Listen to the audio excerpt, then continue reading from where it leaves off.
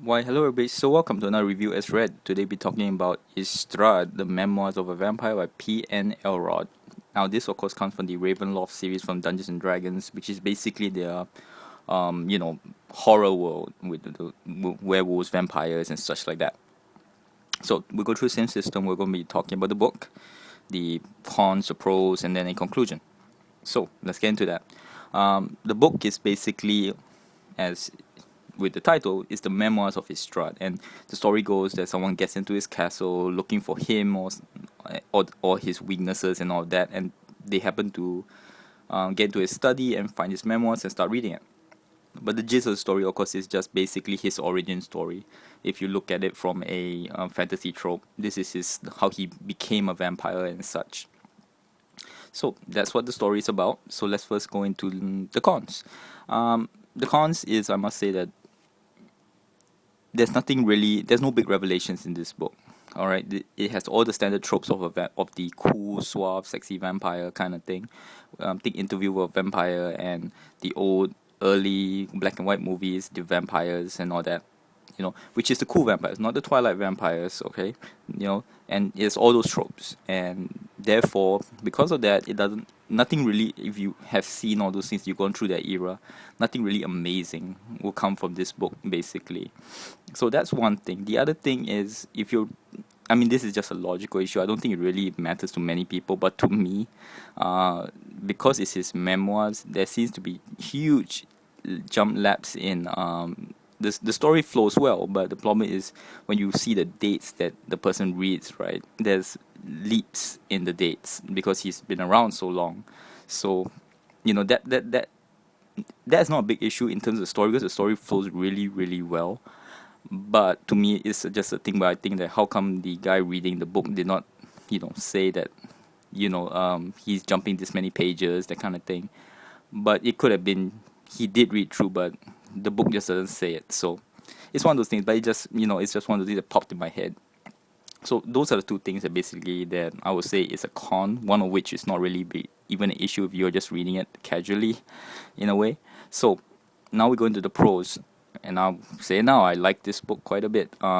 Liked it when I was a kid. Liked it now when my brother got it in the 20th of October 2001. Um, First good thing about the book is it. The most amazing thing about this book is literally a page turner. In terms, it really reads like a memoir.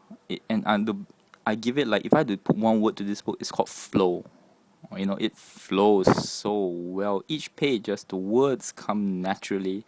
Each page makes you just turn the page and turn the page, and then it will end, and you're just like, what happens next? Then you turn the page, and the book keeps flowing. And here's the thing: on top of that, I don't know what is in my head or something like that, but this book, comparatively to most of the stuff I read, is quite thin.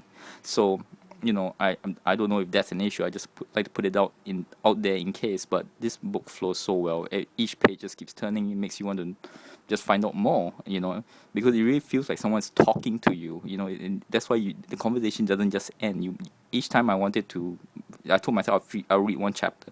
I'll finish a chapter, then I'll read two more pages, and I go like, well, I just go to another point, and this kept happening. I finished this book in less than a week, which for me, I'm a slow reader who just reads at the end of the night. So that's saying something.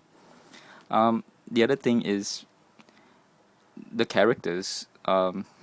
It doesn't spread itself too far. It concentrates the main protagonist is, which is Strahd and his origin story. It doesn't go into a lot of detail into a lot of people and all that. The focus is on Strahd.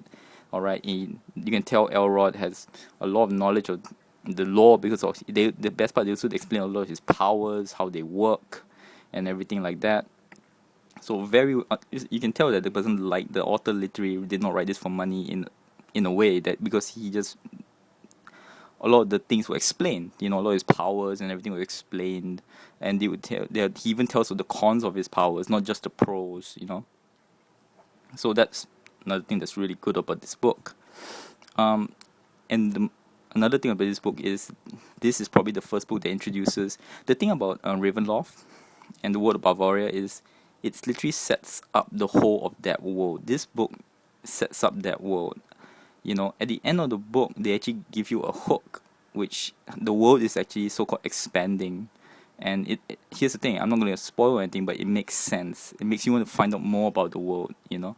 And so it becomes more than just Strahd, because Strahd is a really likable a likable anti-hero.